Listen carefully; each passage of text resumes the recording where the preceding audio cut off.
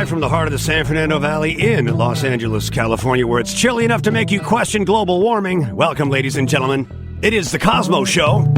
Hey, and welcome Ralph Odierna, singer, songwriter, actor, producer. In fact, he's a director. Today he's here to talk about his shorts. More on that in a bit.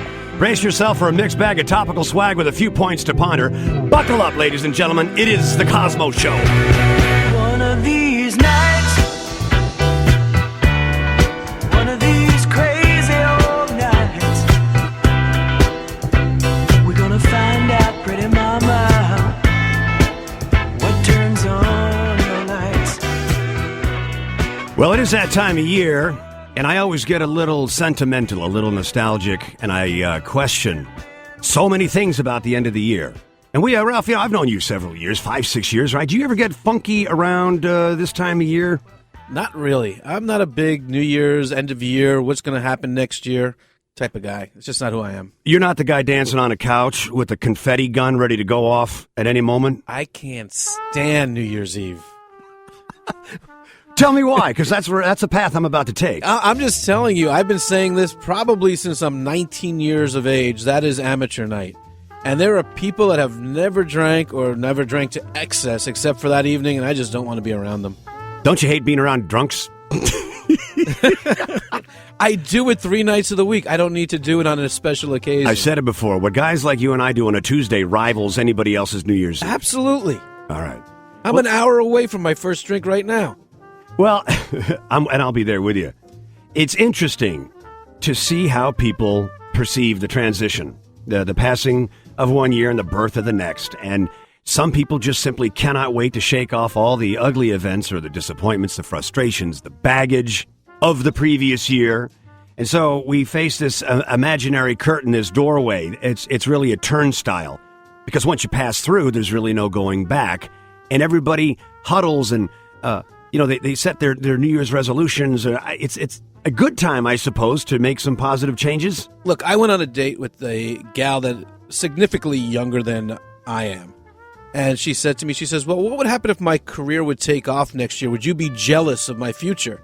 I said, sweetheart, I promise not to be jealous of your future if you stop being jealous of my past. Well put. We live in a non-judgmental 2015. In the words of Aldous Huxley, there are things known and there are things unknown, and in between are the doors of perception, which, by the way, as you may know, inspired The Doors. And so, for me, it all comes down to how we perceive the transition into a new year. This is where a lot of people will muster all their creativity and their discipline to ensure that we don't drift through yet another year waiting to see what will happen, but instead we set our minds to designing a great year. Big fan of Peter Drucker, great business writer. Back in the 1950s and 60s, he said Was he from Green Acres? No, that's somebody else. Peter Drucker was a business... You should know this. You're a business guy. At least one day a week. The best way to predict the future is to create it. So, besides the fact that you don't run around looking who you're going to hug and kiss at midnight, do you set any goals? I do set... I am a goal setter. All right, but then do you use this time in particular to say, all right... No, I don't. I try to look at, 1 year, 3 year, 5 year plans and what I want to accomplish. I do believe that if you're going to be successful, write down your goals. If you just kind of ethereal, just put them out there to the universe, it doesn't happen. You have to be able to see your goals. You have to be able to witness what you wrote, and then you have to have a checkoff list.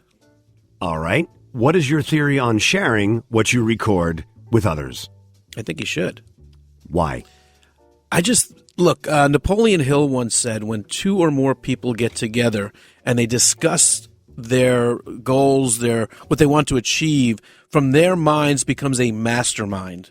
Mm-hmm. And I believe in that. And I believe when 2 or more people get together and they share their goals, they share their dreams, their visions, there's more likeliness that they will achieve them. You know what we call that today? Coaching. Exactly. Right? I remember that mastermind chapter. I read that book in 1986.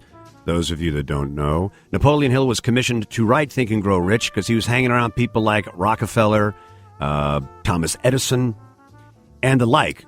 Ford, I believe, was another one of his cronies. And they said, you're around all this success. Why don't you just make careful notes of what we're doing?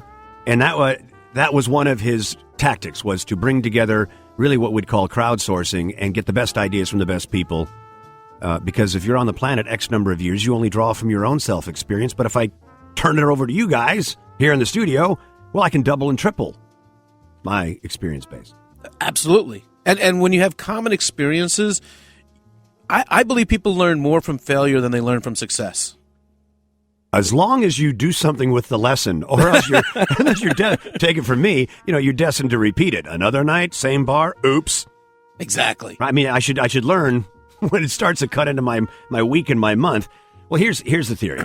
As good as our intentions are, there's an obvious oversight here. Why do we need a calendared holiday to firmly resolve to make our lives better?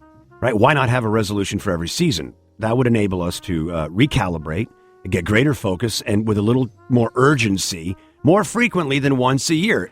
I have this theory, all right? If we're a country that recognizes Boxing Day in Canada, Flag Day, and National Handwriting Day, there ought to be quarterly encouragement to stop, reassess, and make our resolutions the topic of conversations over cocktails. That would be more productive than leaving it to once a year. And as we get ready to get to our first break, let me tee up an accomplishment that Ralph, to my right, has made in the year 2014. He set out to write, produce, direct a couple of films he had in his head and he had in his heart. And we're going to question the inspiration. We're going to question the process. I watch TV. I go to the movies.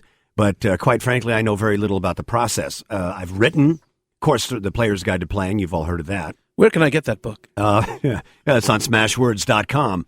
Is it expensive? Not for what you're getting, Ralph. No, it's not expensive whatsoever. Yeah. All right, so listen. The name of the film, number one is It's My Decision. The second film that Ralph managed to whip together is We Have 10 Minutes. Now, that's starring the lovely Kim Webster. So when we come back, we're going to get behind the guy. Behind the guy, we're going to unpack this thing like a suitcase, take it apart like a Rubik's Cube.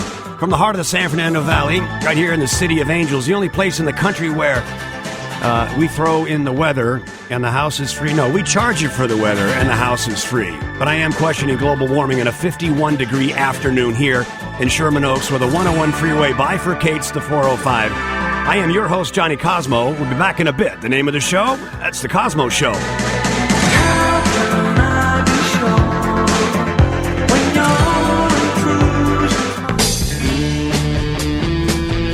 Welcome back to The Cosmo Show. I am your host, Johnny Cosmo, joined as usual by a cast of academic halfwits and ne'er-do-wells. I do it all from the small swivel chair with a panoramic view of a 7-story parking structure. No time left for you. On my way to better things. I found myself some ways. Distant roads are calling me. No time for. Hey, speaking of having no time, Ralph wrote a short film. Produced, directed a short film called We Have 10 Minutes. So speaking of the theme of time, let's start with that. Give me some backstory. Tell me first about the inspiration. You're driving along in your car. What happens? Well, it's that, to go back in time, the inspiration happened when I was 13 or 14. I was about 13 or 14 when it first happened. Here's the story of We Have 10 Minutes. A very good friend of mine, Tisha Stroud, started a production company called Redhead Said Production, and they were looking for their first projects to do. So I asked her if I can submit something that I was thinking about writing, and that's We Have 10 Minutes. We Have 10 Minutes takes place in real time over 10 minutes, and it happens 20 years after the fact of the incident. And what it is something very tragic happens to this 17-year-old girl, and for 20 years she holds on to it. And she leads a life of 3 failed marriages, drug and alcohol abuse, and considering suicide. She's in search of the truth of what happened that night. Her best friend from 20 years ago knows the truth, and he's been holding on to it for 20 years. And it culminates 20 years to the day, to the time of the incident. And it's a clock ticking backwards. I had originally cast this young actress named Jackie Falcon in it, who is a stage actress, very accomplished, when I ran into a good friend of mine at Barney's Beanery in West Hollywood named Kim Webster. And you know Kim Webster. She did some 70 episodes of The West Wing. We just happened to be chatting, and she asked what I was working on. and I sent her the script to read, she literally wrote back and said, "Ralph, this mirrored my life. I need to play this role." And I had already cast it, but I said, you know what? I believe in Kim, so we did another reading, and there were 5 people around the table. Tisha from Redhead Set Productions, co-producer Andreas Wiggin, script supervisor Hillary Momberger, and actor Mackenzie Aston, Patty Duke's son. And Kim read it for us. Every single person in the room was crying. That's how emotional this piece was from a cold read. And I knew I had to, unfortunately, fire Jackie. I ended up writing her another piece, which is getting produced at the Whitefire Theater, which is called Soulmates, where she's going to be starring in. And she's a stage actress anyway. And Kim and I shot We Have 10 Minutes. And we're going to be screening it at the Bonner Theater at the Lot, across the street from the famous Formosa Cafe. Formosa Cafe. The old Samuel Goldwyn Studios. Which, by the way, as we've discussed, was he also the original United Artists. That is correct. Yeah. Charlie Chaplin. Who else? Douglas Fairbanks, Mary Pickford. Right. And D.W. Griffith, yeah. And that was the first one. And what's interesting about that is when I wrote it, Tisha, who had already agreed to be the executive producer on it, didn't believe that story can happen. When she read Kim's email, she started crying just from Kim's email. Then we find out not only is Kim a rape survivor, the gal that plays Kim in the 20-year flashback, a fabulous young actress named Melissa McCourt, rape survivor. My script supervisor, Hillary Momberger, script survivor, and my editor's girlfriend, Damien's girlfriend, is a rape survivor.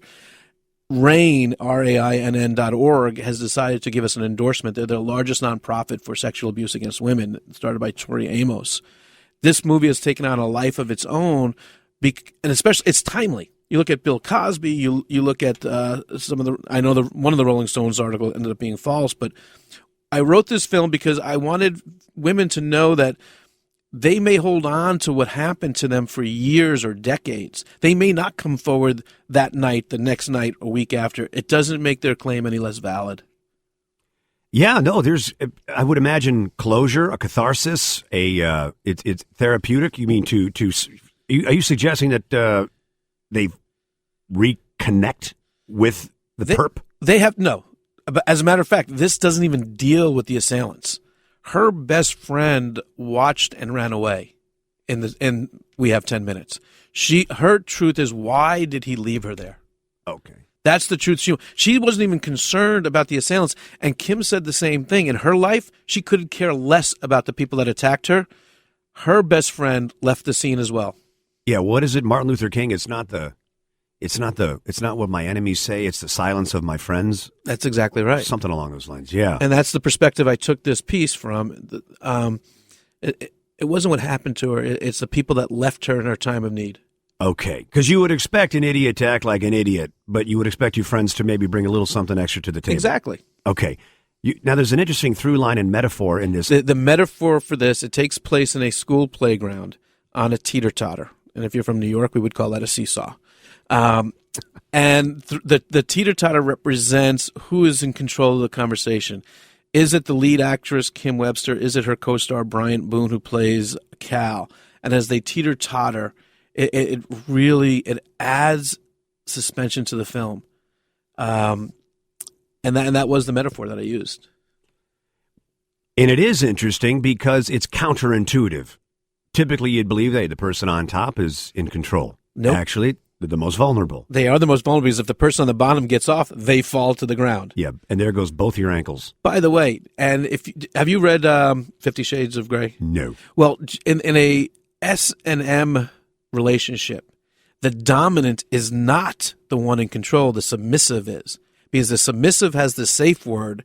The submissive chooses how far to let the dom go because they can end it at any time.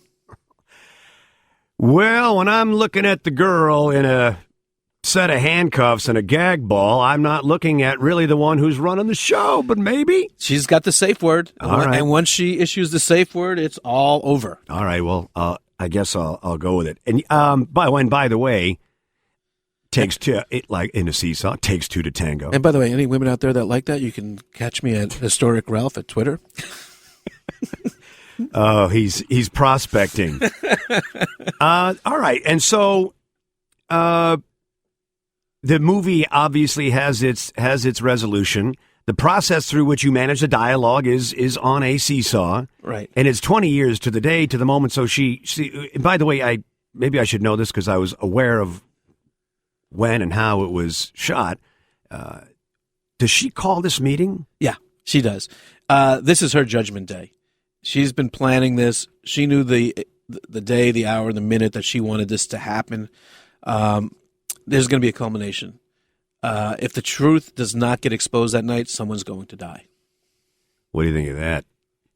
Ooh. Hey, I'd be curious to know if it's any more difficult conceptually to produce a short than it is to produce a full-featured film. In a full feature film, full you feature. have you have time to build layers, to build intrigue, to hit an arc, to do what you want to do. In a short, which is 10 minutes, it's a 10-minute short. I have to do a setup, I have to do a twist, I have to do an obstacle, and I have to do a climax within 10 pages. It is difficult. It's surgical. It absolutely is. Right, well, isn't it true? Now, you're a golfer. I am. Okay, so most people struggle with their short game. That's right. It's the toughest part of the game. Right. You drive for show, you putt for dough. There you go. There's an old, I think it was Blaise Pascal, who said words to the effect that I'm sorry I wrote you such a long letter. I would have written you a shorter one, but I didn't have that much time. And so the endeavor to be concise is a greater challenge than taking 10 pages to write. That's the miracle of poetry. Well, didn't Shakespeare say brevity is the soul of wit? And tediousness, the limbs and outward flourishes. Yeah, well, there's a science to it. It's a communication skill, but in written form in particular, it is about thinking through the entire process and then eliminating what you don't need. Michelangelo, someone said, hey, how do you carve such a beautiful statue of an angel? He said, I take a block of marble and I eliminate anything that's not the angel, and I set it free. And so you have to work with all this fat and all these unnecessary car chase scenes, and when you pare it down to dialogue, that's what you're left with, I suppose. Exactly. Yeah. Yeah, it's difficult to write a short because you want to keep the audience entertained, but you have to hit an arc and you have to know how to end it. And that's the issue. O. Henry may have been this country's greatest short writer. Sure, yeah. Yep. I would say so. I'm a big fan. Gift of the Magi, of course, is his flagship. You'd never know. You and I did a drinking show at one point. These literary references. People are Googling. I'm not sure. Ernest Hemingway spent a lot of time in a bar, and so did Dylan Thomas. And look what happened to them. Oh, yeah, they died. Yeah, one guy's liver exploded after 14 shots of Jack Daniels, and Ernest Hemingway said, a Nobel Prize, a Pulitzer, I'm good. Does this shotgun fit in my mouth? In, where was it? In Montana. Anybody remember? Oh. Butte? No, not Butte. It was, the only place I believe it was Ketchum. I thought it was Ketchum is where, and by the way. But not to interrupt you, but Dylan Thomas set out to kill himself on alcohol that evening. He was at the Chelsea Street Hotel bar. Yep. And he said, I am going up. It's over. Grabbed the bottle of Jack. No, went to the White Horse Tavern. The White Horse Tavern. Yeah. And ended it. Yeah, I'm reading a fascinating book. I've got to call up the exact book title. I thought it was On the Way to Echo Spring or Seeking Echo Spring, but this writer, she's excellent, looks at famous writers, short stories, and novel writers of novels, to the likes of F. Scott Fitzgerald, John Cheever, Ernest Hemingway. And Hemingway had The Hills Are Like White Elephants, one of the great short stories of all time. I had to read in college. Yeah. Do we give it away? It's about abortion. Yeah. Yeah. At a train station. Yeah, and you know what a white elephant is. I'm assuming. Sale? No, I'm assuming that the hill. What do you think the hill is? I thought it was her pregnant belly. See, I never read into titles as you do. Well, titles are typically significant. Like, we have 10 minutes. I have ADD. I can't get to the title. I get right to the story. God. I read the New York Post backwards. He's dyslexic. He said, last night I walked into a bra. Anyway, thank you for the rescue. Hey, when we come back, don't worry. Just when you thought Ralph was done talking about one of his short films, he's got another short film. It's My Decision. Not whether we talk about it or not. That's actually the title of his second short film. I am your host, Cosmo. We'll be back in a bit right here on The Cosmo Show. Well, I'm on my way to the city lights.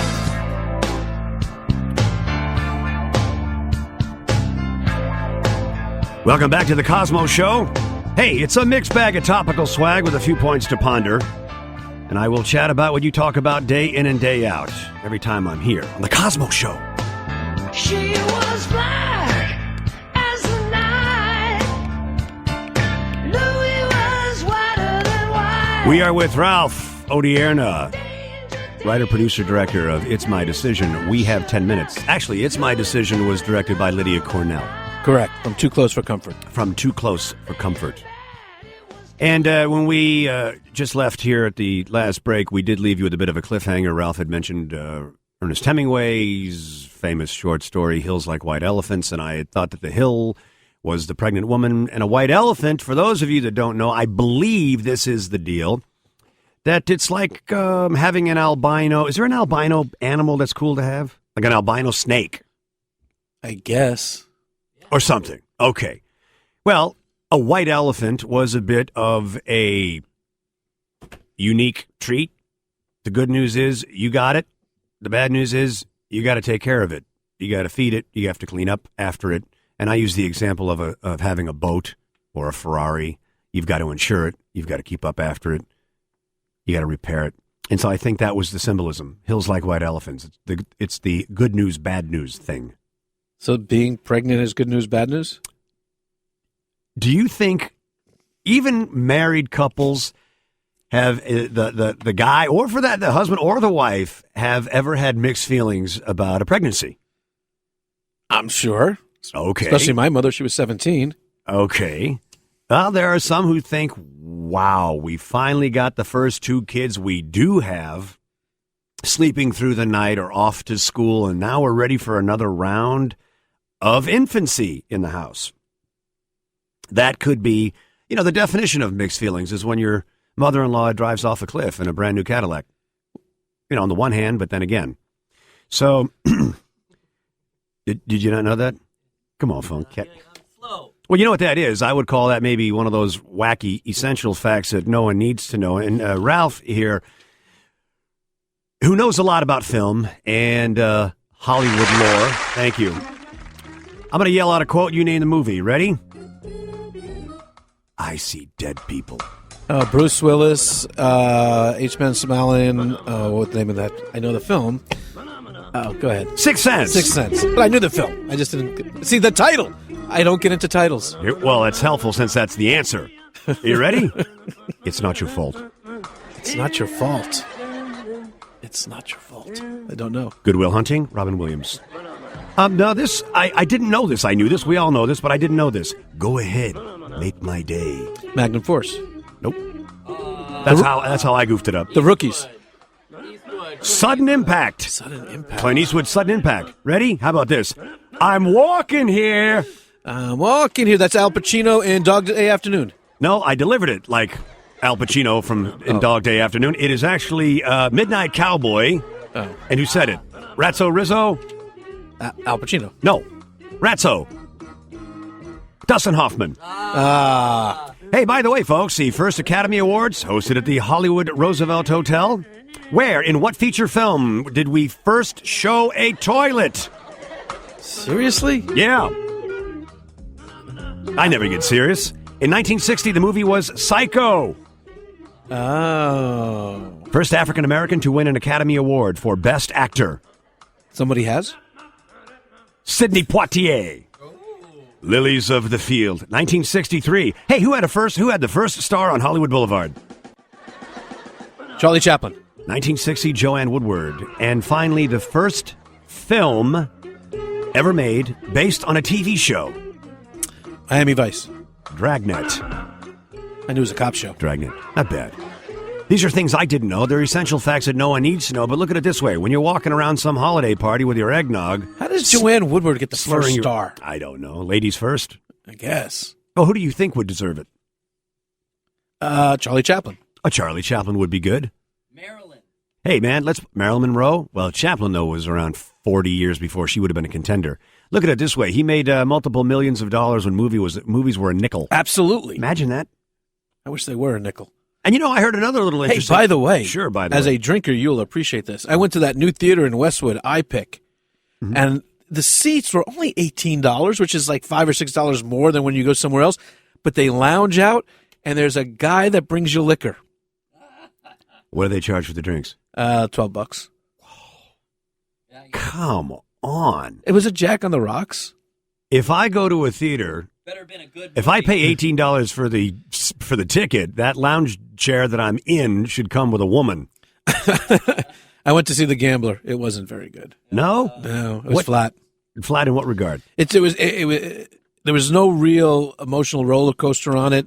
Mark Wahlberg, whether it was his performance or the writer's writing, it was one-dimensional. There was no real suspense there. There was nothing redeeming about Wahlberg or his character in that film. Is he going to overexpose himself? Well, you talking about like The Underwear with Marky Mark? No. No. I'm talking about 3 films a year practically. If they're good films, no. But if they're crappy films, yes. John Goodman was very good in The Gambler. I mean, but the guy is like 350 pounds. He hits 375, he should sell.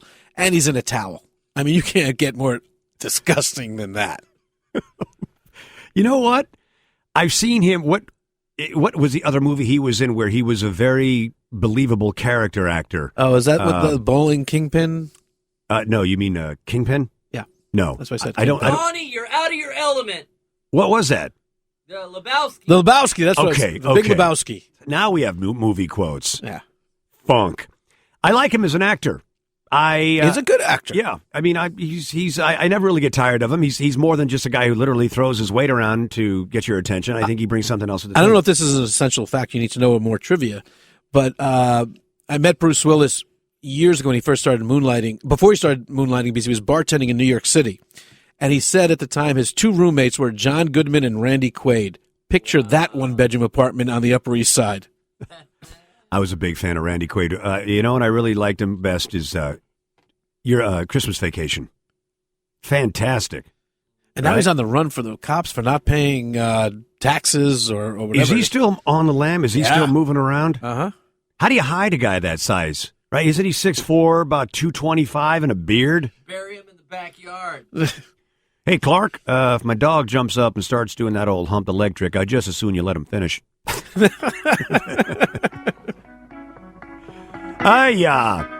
Ladies and gentlemen, I am freezing cold. My core temperature is lower than it's ever been. Here in Los Angeles, California, I am fighting the idea about global warming, man. We need some. We need it. I'd like to turn up the temperature just a little bit. And I'm used to being warm in here too, Funk? But not today. All from this tiny little swivel chair with a panoramic view of a 7-story parking structure. It is the Cosmo Show, and when we get ready to come back, maybe a little more on It's My Decision. We have 10 minutes, I don't know, from the heart of the San Fernando Valley, where the San Diego Freeway crosses the Ventura Freeway. We are the bronze medal in broadcasting and podcasting.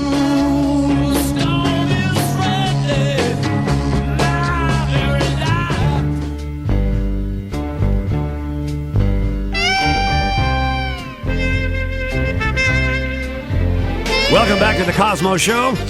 I am your host, Johnny Cosmo. Say goodnight, 2014. We're giving birth to 2015. Let's all get our head in the game. I say we get proactive. Let's not watch what happens. Let's make sure a few things happen. Hey, our guest here to my right, Ralph Odierna, singer, songwriter, producer, director. The guy packs a lot in a 5'7" frame. All right, so I guess the post wasn't important. I love professional radio. I work. Never hear Rick Dees miss a post. I work out. He worked for D's. I don't know why I'm getting the short end of the... By the way, right now it's 51 degrees right now. What does he do these days? I want to know, He owns a farm. Where do radio legends go? He's in Kentucky, man. Yeah, he owns a big old farm. I'm not a... you give me lots of money, I don't think I'd ever... I don't think I'd ever own a horse. I would. Would you? Yeah, I would absolutely. I love horses. I think they're majestic, and I just like horses. Have you ever done the horsebacking thingy over at Griffith Park? No. That's fun. I haven't. You horseback ride through Griffith Park into Burbank to a Mexican restaurant where you drink tons of tequila, and then you get back on the horse and you head back. Interesting. So you pick your own horse, they Yep. saddle you up. How long is the... It's a good ride. I mean, it's like an hour and a half ride to the restaurant, and then you sit there, you have dinner, drinks, tequila, and it's an hour and a half back. It's a. But how legit is it? Do you have another guy walking beside you holding There's the usually reins? 10 people. No, you're on the horse by yourself. I mean, you're not in a circle where every lap your mother snaps a photo of you or anything like that? No, there's no golden ring. Okay. So it's a real horse. Isn't that the bowling alley? It's down by the cemetery down the end of Forest Lawn, I think. Yeah, Little Mary Pickwick. Little Mary Pickwick. Hey, and speaking of films, okay. I led you into We that did segue. a fine job of dismantling We Have 10 Minutes. Now, you get another round of inspiration. I did. And you write another 10-minute film? I do. It's called It's My Decision. This one was written specifically for Tisha Stroud, who's the executive producer and owner of Redhead Set Productions. She's an improv actress. She's toured the country as a stand-up comic. So as a thank you, I wanted to write something for her. And this is a story of a husband and wife. It takes place in Carmine's restaurant in Century City. The husband is an OCD guy who's also a bit of a narcissist. And it takes place over a lunch because the wife, played by Tisha Stroud, is about to make a monumental decision in their marriage. And she doesn't want to do it in private because she doesn't want the drama, the fight, and all of this. Now, the interesting part of this film is for the listening audience out there that really want to know what the great Johnny Cosmo looks like. Johnny Cosmo is a co-star in this film. And if you young ladies want to know what the Cos looks like, you'll just have to check out It's My Decision to see him. Back to It's My Decision. It is a romantic comedy. It's fast-paced. It's fun. It is directed by Lydia Cornell. And for those of you that have the Google machine at home, you look up Lydia Cornell from Too Close for Comfort. That was the precursor for Three's Company. Absolutely stunning woman. Still stunning to this day. She's got under her belt over 257 television episodes, 4 films. She's won the Golden Halo, which is Lifetime Achievement for Television. Absolute iconic TV star in this town. And I was very, very honored she chose to direct my film for her directorial debut. Sweet. Yeah. And she's fun. We had her on another show. She gets it. Yeah, she does get it. She was dating Nicolas Cage for a while. She was a randy girl about town. She's still a fun-loving woman. Cleaned up her act a little bit. Yeah, she did. And look, she'll tell you she's sober now. She's been sober, I think, going on 20 years. But keen sense of humor. She did 13 episodes of that Larry David show, Curb Your Enthusiasm. Did she really? Yeah. You know, that's really funny. I want to say something in defense of people who made their bones a long time ago, and they may not be top of mind in recent years. But in my naivete, I was surprised to see that just because they no longer are a star on a sitcom from the 1980s doesn't mean they're floundering, or it doesn't mean they're down and out. And I'm really getting tired of people referring to other people with talent as one-hit wonders, because you really have no idea. I don't think I have any idea of what it really takes to simply become part of that circle. You're a gold medalist. Oh, absolutely. You know what's interesting about Lydia? She was born in Texas, El Paso. Then their family moved to Scarsdale. And she is the great-great-granddaughter of Harriet Beecher Stowe, back to literary sense. Underground Railroad. Absolutely. Uncle Tom's No, Cabin, Uncle right? Tom's Cabin. Yeah. No, Yeah. but she ran the underground. Yeah. Correct. Lydia moved out to California, and within 3 weeks, she got that role on Too Close for Comfort. And by the way, she was the original Chrissy. Yeah. Dolphin shorts, busty, Bubbly. Actually, she wasn't quite an airhead, but she was really the eye candy of the show. Yeah, and it was funny. They wanted to do a spin-off of her to have her own show, and Ted Knight nixed it. What would the relationship? She was going to take Ted with her? No, Ted was going to stay behind on Too Close for Comfort, and he was so afraid that her show would become bigger. He told the studios, if she gets her own spinoff, I'm done with Too Close for Comfort. So he wasn't that nice a guy He after was all. not that nice. I always liked him on the Mary Tyler Moore Show. Ted Baxter. I liked him in Caddyshack. Oh, he was great in Caddyshack. Well, we're waiting. All right. So, what is the tension? What actually is what is taking place? I can't give the ending away because it just gives it all away. All right. But here you have a husband and wife, and something monumental is going to happen in their marriage. The husband has been the decision maker, and now the wife has grown a pair of brass ones, and she's making the decision. It's her way or no way, and he is really struggling with this. But the comedic timing between them, Joel Bryant plays Tisha's husband in this. Joel Bryant is extremely funny. He reminds me of a young Jimmy Caan look wise. Other people have said he reminds them of a young Gene Wilder. But extremely funny. The twist at the end is the payoff, and I just can't give that away at this point. I understand that, and I will tell you this much: when I arrived at Carmine's restaurant, fine Italian food. Where is it? Oh, it's on the north side of Santa Monica Boulevard, just west of Beverly Glen. Correct. Go in and say hi to Carmine and Kim. The boss. Well, Kim's the boss. She runs that joint. When he stepped onto the property or first walked through that door, I knew he was the star.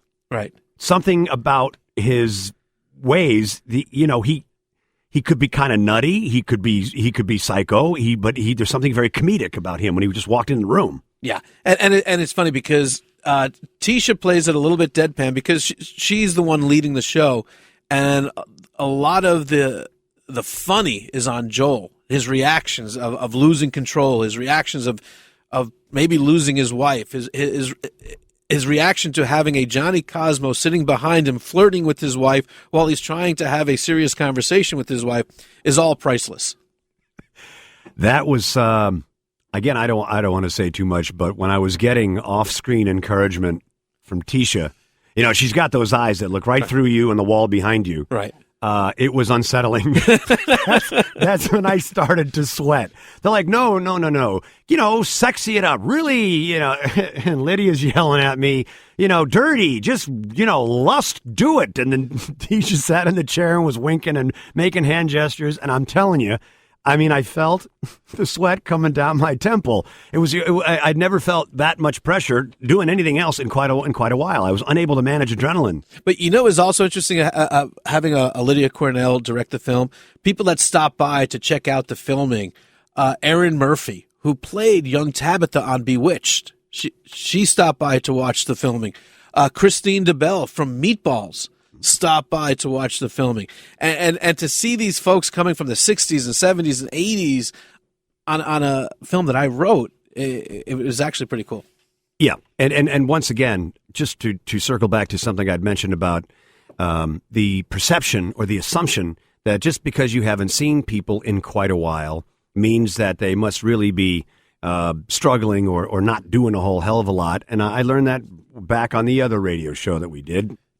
And you hear about these people that are script doctors, or they're writing, or they're producing, or they're doing comedy. Right. They're making lots of money. They're just because they're not in the spotlight doesn't mean that they're not participating. Exactly. And some of them went on to live different type of lives. They went on to do charity, philanthropic work. Then there's others that are huge hits at Comic-Con. Who ever thought how big Comic-Con is? Yeah, well, you mean if you get to sign autographs at $20 an autograph? Yeah, absolutely. Yeah. And we met Burt Ward from Batman and Robin. He goes to Walmart to sell his dog food, and he sells autographs at $50 a pop.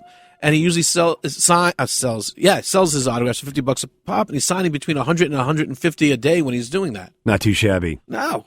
I know a lot of guys. I know some people that are on the production side of Comic-Con, and we know our friend Derek the D-Man Madalena is big time in that, as he's senior VP over at DC Comics, and he gets to oversee all that, which is, he said he's living his childhood dream. He was always a comic book guy, the comic book series cartoons guys, and now he gets to monetize it and make sure that all the licensing and all the properties remain intact. There's so many ways to make money in this industry once you have a name attached to you.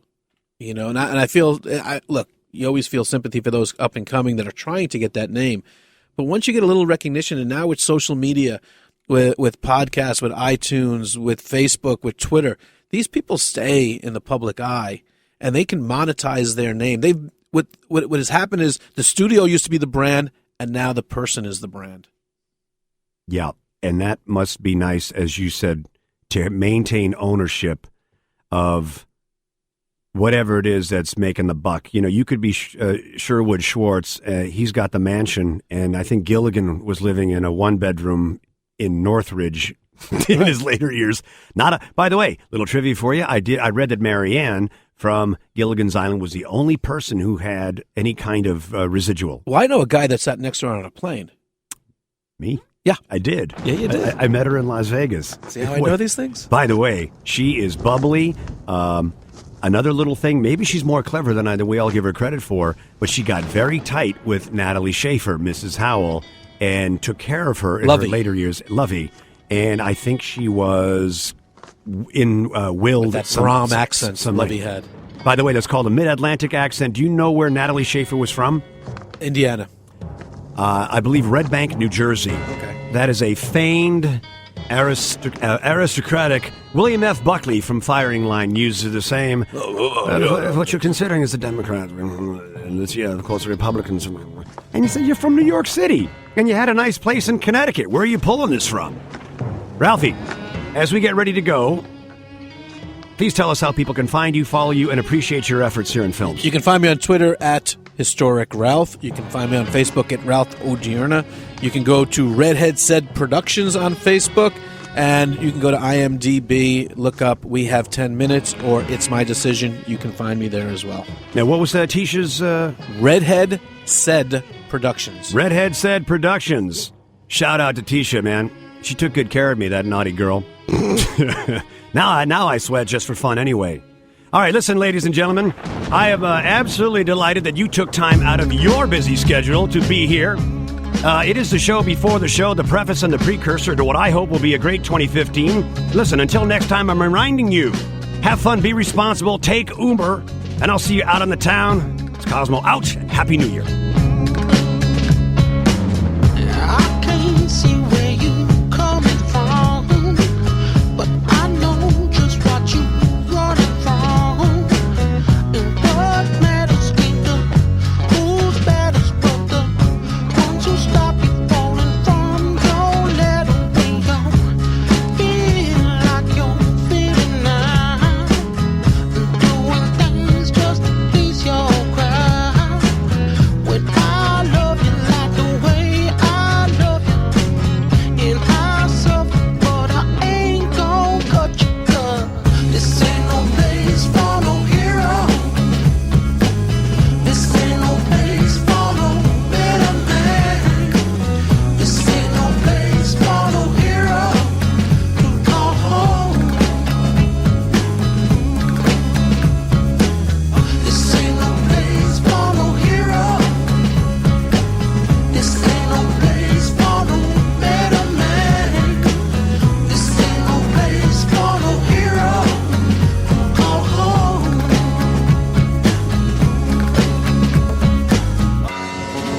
Every time I close my eyes, I think about you inside.